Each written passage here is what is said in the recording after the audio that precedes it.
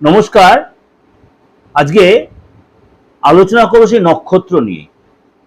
আপনাদের অলরেডি আমি অনেকগুলো নক্ষত্র আলোচনা করেছি, মানে 27টা নক্ষত্র। আপনারা কম বেশি যারা নক্ষত্র একটু জানেন তারা জানেন। রাশি যেমনি লগ্ন তেমনি নক্ষত্র একটা প্রেডিকশন আছে। আমাদের কার কি নক্ষত্র হয়তো অনেকে জানেন, যেমনি আমার রাশি মেষ রাশি ধরুন, আপনার রাশি বৃষ রাশি ধরুন, বা আপনার মেষ লগ্ন, সেটা নক্ষত্র 27 নক্ষত্র, আপনার একটা নিজস্ব নক্ষত্র আছে। আপনি কোন নক্ষত্রের অধিপতি, আপনি কোন নক্ষত্রে জন্মেছেন, তার উপরে বেশ করে বিচার হয়। এবার আপনাদের কাছে এই নক্ষত্রের ক্যারেক্টারটা যদি আমি বলি, বা আপনাদের কোনটা শুভ শুভ, কোন নক্ষত্রের সাথে আপনার বিয়ে হলে ভালো হবে, কার সাথে সম্পর্ক হলে ভালো হবে, কি ধরনের ব্যবসা চেষ্টা হচ্ছে, বা কি ধরনের কালার কোন নক্ষত্রের জন্য, বা আপনার নক্ষত্রের অধিপতিকে, এগুলি আপনি জেনে থাকেন, অনেকটা আপনার উপকারে লাগবে, অনেকটাই উপকারে লাগবে। এরকম আমি অনেকগুলো নক্ষত্র আলোচনা করেছি, আজকেও আবার চেষ্টা করব কিছু আলোচনা করতে। আর যারা বলছেন দাদা আমি তো রাশি লগ্ন নক্ষত্র জানা তো দূরের কথা, রাশি লগ্নটাই জানি না, আমি বললাম কেন জানেন না? আপনি কি তাহলে কোথাও চেষ্টা করেননি? আপনি কি এগুলো অ্যাস্ট্রোলজি মানেন না? বলে হ্যাঁ অ্যাস্ট্রোলজি তো মানি, কিন্তু আমার সেই সুযোগ হয়নি। তাহলে কাউকে যদি দেখিয়ে নিন, আপনার ডেট অফ বলে ডেট অফ বার্থ দাদা নেই। আমি অনেক আগে জন্মেছি, আমরা অনেক ভাই বোন ছিলাম, মা বাবা রাখতেন, বা কেউ বলছে হয়তো বন্যার সময় ভেসে গেছে, বা কোনো নেগলিজেন্সির কারণে হারিয়ে গেছে, বা ডিস্ট্রয় হয়ে গেছে, কোনো রকম হতেই পারে সামহাউ। যদি আপনার বাড়িতে কোনো বয়স্ক কেউ থাকে তার থেকে জেনে নিন, আপনার বাংলাটা জানা থাকলে অসুবিধা হবে না। আমি সেই আপনি গাইড দিয়েছে হাতের সাথে সেটিং করে বের করে নেবো। যদি একদম আপনি না জানেন, বা আপনার বাড়ির লোকও সেই আইডিয়া না দিতে পারে, আমাকে একটু টাচ দিলে বের করে দিতে পারবো। যদি না পারেন, আপনার হাতটা দেখো আপনার আমি রাশি লগ্নটা বলে দেওয়ার চেষ্টা করব, বা বলে দেবো, চেষ্টা করে বলেই দেবো। এবার আপনার নিজস্ব লোকে যদি সেটা হয়, সেও আপনার মনে করেন হাতটা দিতে পারছেন, আপনি গোপনভাবে কাউটা জানবেন, তার ফেসটা আপনি সেলফি তুলে পাঠিয়ে দেবেন। বাকি রইল আপনার প্রতিকার। আপনি কি প্রবলেমে আছেন? পৃথিবীতে প্রবলেমে নেই এমন কোনো মানুষ নেই, এমন কোনো জীব নেই, কিন্তু অন্য সব জীবের হচ্ছে মানুষের তার নিজের সুন্দর জীবনটা লিড করতে চায়। তার জন্য আপনি যদি কোনো প্রবলেমে থাকেন, অবশ্যই এটাকে তন্ত্রমতে আপনি প্রতিকার করার চেষ্টা করতেই পারেন। বাস্তুর ব্যাপারটা সেটাও তাই। এমন কিছু বাস্তু এমন কিছু প্রবলেম থেকে থাকে যে রেকটিফাই না করে ঠিকঠাক হয় না, কিন্তু রেকটিফাই কি করে? আপনি কি ভেঙে চুরে করবেন? না। ডিমোলাইজ করে করবেন? না। আপনি যে বাড়িতে আছেন সেটা জাস্ট রেকটিফাই করো, বাস্তুর প্রবলেম বা প্রতিকার করা যায়, প্রবলেম সলভ হয়ে প্রতিকার করা যায়। আজকে আলোচনা করব নক্ষত্রের অনুরাধা নক্ষত্র। আজ আলোচনা করব অনুরাধা নক্ষত্র নিয়ে। অনুরাধা নক্ষত্রের অধিপতি হচ্ছে শনি, বা শনিদেব, বা শনি মহারাজ।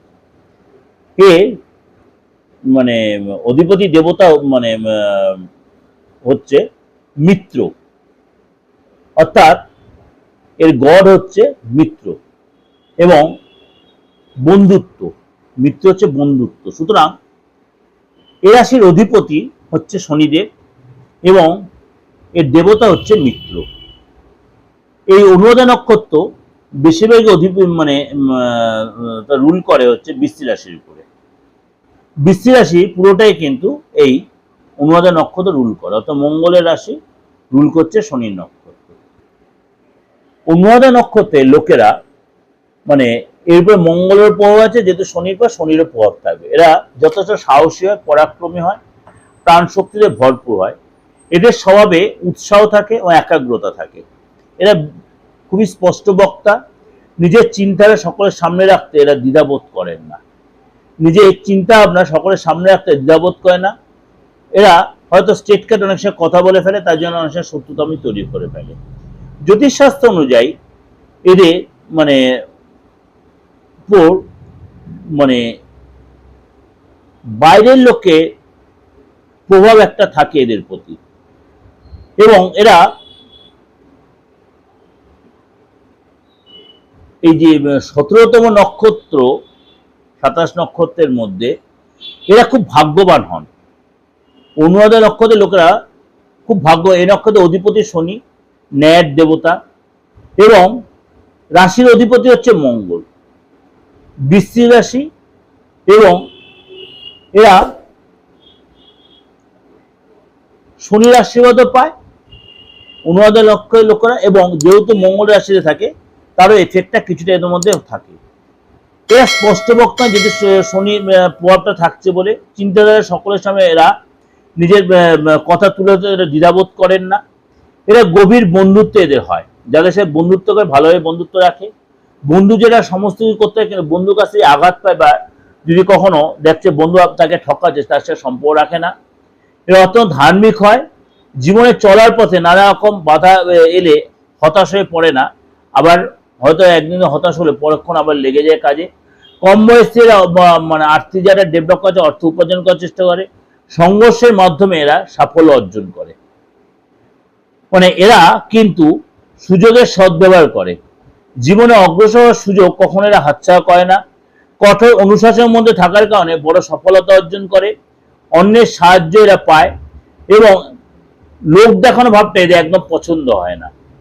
তবে নিজের বাবার সাথে এদের মনোমালিন্য হয়, নিজের বাবার সাথে বা পিতৃতুল্য ফ্যামিলিতে যারা আছেন তাদের সাথে এদের কিন্তু একটা অ্যাডজাস্ট হওয়া হয়। ছোটখাটো কথায় ভীষণ উৎসাহিত হয়ে পড়েন এবং প্রায় নিজের পরিবার থেকে এরা অনেক সময় দূরে থাকেন। এবং এই নক্ষত্রে জন্মগ্রহণ এরা মানে বিদেশ যাওয়ার একটা প্ল্যান থাকে, সেখানে সাকসেস হয়। পাশাপাশি সমাজের কল্যাণ কাজে এরা নিজেকে নিয়োজিত করে। এরা সাদাসিধে জীবনযাপন উপভোগ করেন বা সাদাসিধে জীবন লিড করেন। সম্পত্তিতে বেশি সম্মানকে এরা গুরুত্ব দেয়।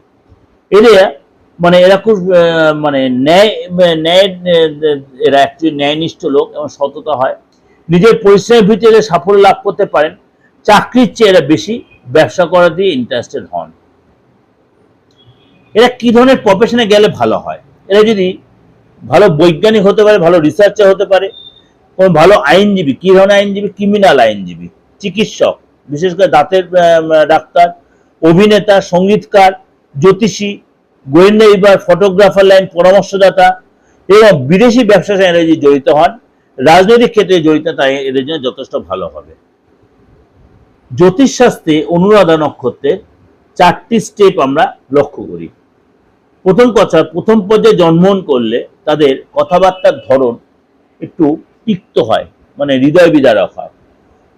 অনুরাধা নক্ষত্রের প্রথম পর্যায়ে যারা মানে 4টে প্রথম পাদ, দ্বিতীয় পাদ যেরকম জন্ম করলে সেখানে তিক্ত হয়। সাংসারিক বিষয়ে অত্যন্ত সক্রিয় থাকেন এরা।